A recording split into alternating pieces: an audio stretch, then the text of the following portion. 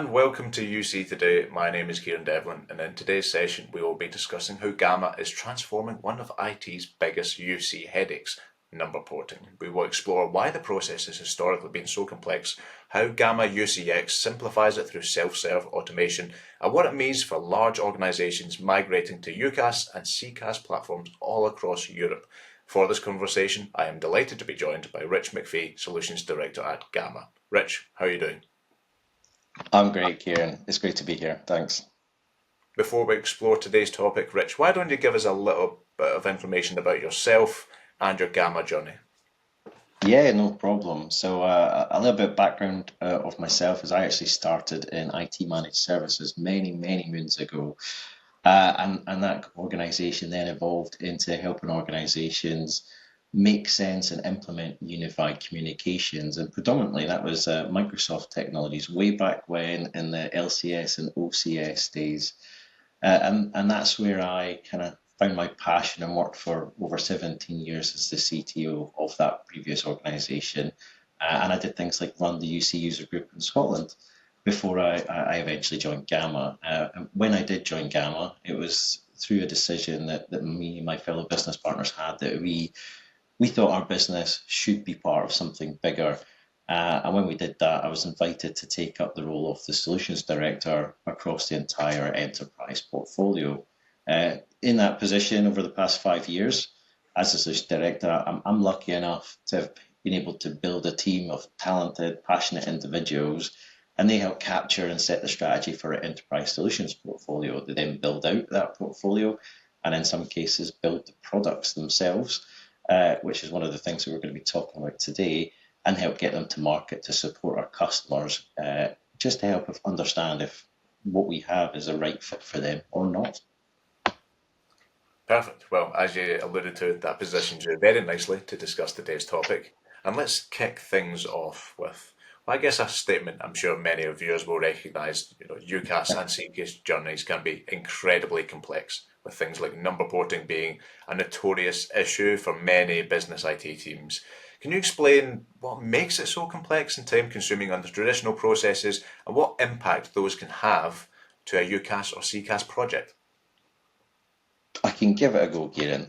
So certainly it's one of the pain points that whenever someone mentions number porting, you're sure to hear it groan around the room. Now, on its own itself, it is just a process, and you know what, you can work through it, but the complexities throughout it really help hinder any kind of migration. And the real problem is that a UCaaS and CCaaS journey is complex in its own right. There's many moving parts to it and things to take into consideration. And generally speaking, the telephony element of it is separated from how you want the user and the system migration to actually happen. You will build up this lovely plan. We want these groups of users to go first, but those groups of users work in a specific department, but across geographies, and they are all using telephony as well. And that little part of it becomes an Achilles heel, if you like, because actually, when do you do the movement? How do you structure it, and how do you do it? Because when we look at a traditional phone line, there's usually a number of them within an estate. There's a few that have managed to centralize, but generally speaking, you don't have that utopia where everybody's got one thing in one place now and they can easily switch it. And they also don't even have one single provider.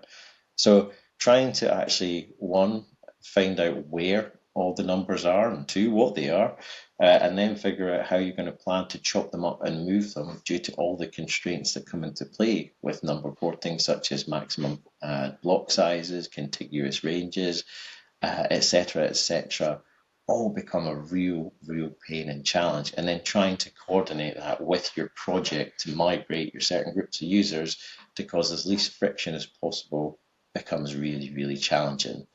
Not only that is, you've got coordination between all the different teams here. You've got the teams and the telephony teams who are doing things like SBC setups and configuration and upgrades, the rule sets. You've got then all of these different teams in terms of the coordinating the people movement, the training, the enablement, and then you've got people doing the back end systems. And you have to get all of those things right at the right time to make sure that things move across. And then you've got to strap in and hope it all works, because there's not really a rollback plan. Once you've moved from A to B, you can't really go back as such. And it's not that it's unachievable. I've been doing this for well over 20 odd years now, and we help organizations do it. It just adds that little bit of additional complexity that causes a lot of stress and a lot of headaches. And you've got this whole sense of loss of control from the internal teams, where they have to report to their managers about why something's not quite working, and usually the number port didn't work, or there was something wrong there, or we've lost a range, and it can be very, very challenging. And then you add into that constraint as well that number porting is not consistent across countries, with all of them having their own rules and regulations and processes on how to do this. It just really impacts and compounds the problem even more. Well, yeah, that is quite the elaborate issue. But enter, from the exit left, Gamma UCX, which promises to simplify that process. How does the tool work in practice, and what makes this self-serve approach so different to what businesses are used to? Well, what's really interesting is that Gamma UCX, for a start, it does a lot of things. And number porting is just one of those symptomatic things that it helps. But we're seeing now organizations not only just migrate and port from existing traditional in their office locations, but also between cloud communication systems. Not only that, and it's not just usually from one to another. Organizations that we work with on a daily basis have multiple cloud communication tools. So now you have all these different siloed areas that you don't have just a single destination, you have multi-destination to actually move to and communicate between, and then manage on an ongoing basis.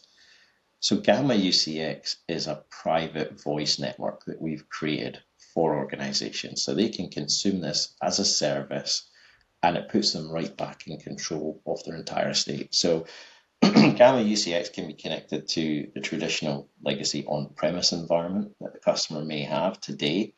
It can be connected also to their future estate, and it can also be connected to other kind of things like contact centers that they're running on pilot, on trials, etc.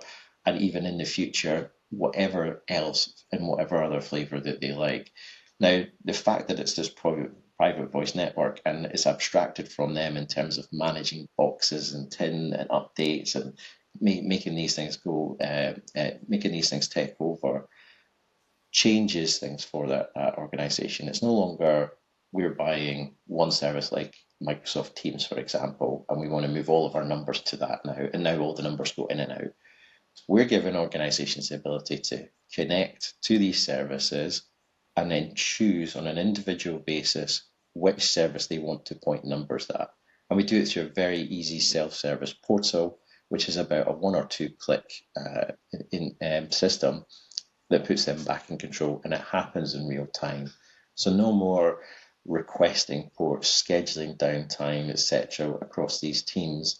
If for example, an organization was moving from let's say Zoom to Teams or to WebEx or something else, they would have the ability across that estate to coordinate individual moves or groups or blocks of DDIs, regardless of which carrier, etc. they're on, because they're already within the UCX private voice network, and that's across 20 plus countries.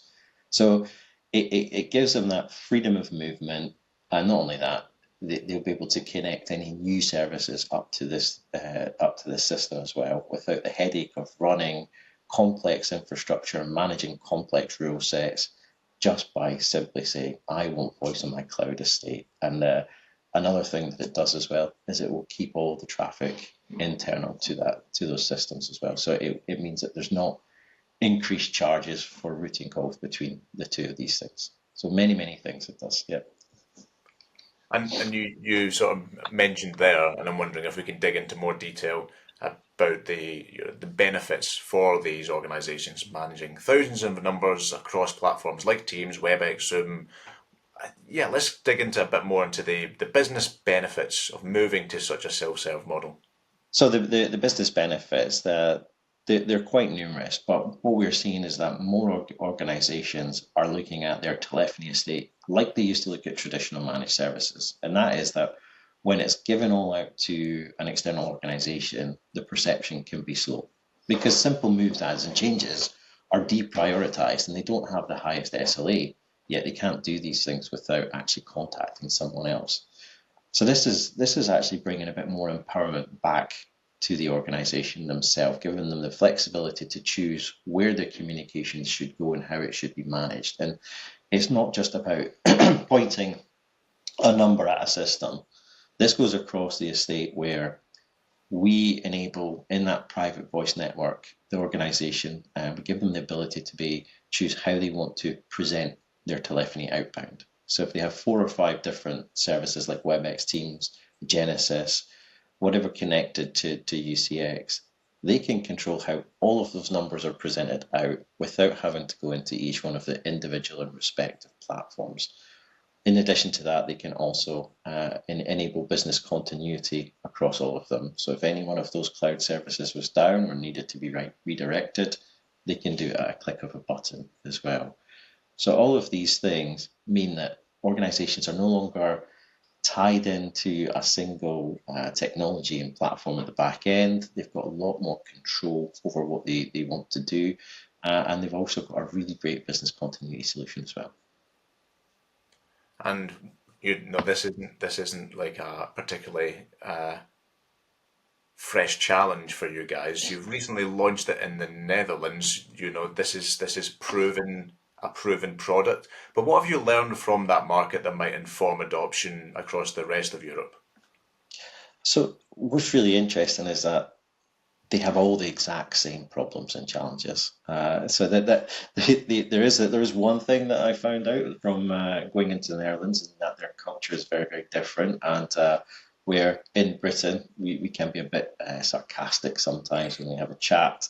The first organisation, which was a very large financial institute over there, when the individual watched our promo video for it and we talked through what the solution was, and his reaction was hands in the air saying, "Tell me where to sign." I left the call thinking, it was a bit sarcastic. However, I was informed that in the Netherlands, the culture is very much they will tell you if it's good or if it's bad. So that was extremely positive. So culture aside, we should probably not take our interactions on a basis of UK only. So that's why we have local people in country who are actively engaging. But outside of that, it is the exact same problems. And the only thing I would say is that in certain parts of the country, they're still on the fresh end of their journeys. Some of these journeys that we've gone on maybe 10 years ago, some of them are only embarking on now.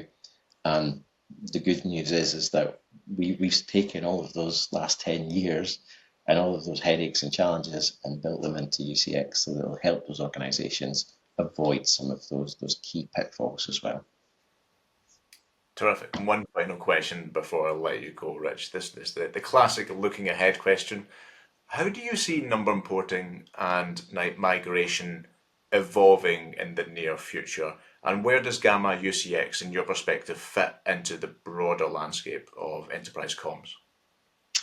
So it's a great question. In terms of how will number porting migrate, and what does it look like in migration? How will that look in the future? I have to say, from probably most traditional carriers and traditional PSTN, it's going to remain just as complex and heavy because of all of the compliance and regulation and moving between all these different providers. However, in terms of what UCX is going to do, for our customers that adopt UCX, they should never ever have to port a single number again. They'll be able to connect to any cloud platform, any communication technology, just as easy as clicking a button. And that's what we want to get to, so that they don't have to think about this additional headache just because they're changing a back-end service or system. It's not about, we are heavily aligned to all the mega vendors out there, and we love the technologies and the solutions that they produce. But tomorrow, there is always a new one. Therefore, it's about retaining that choice, giving the customers the opportunity to be able to move freely between whatever they would like to. Terrific. Well, I think this has been a very enlightening video, so thank you, Rich, for being here. I thoroughly enjoyed this session. Thanks for having me, Kieran. It was great. And if you enjoyed this video, please give us a like and share on social media, and we'll see you next time. I've been Kieran Devlin of UC Today. Thanks for watching.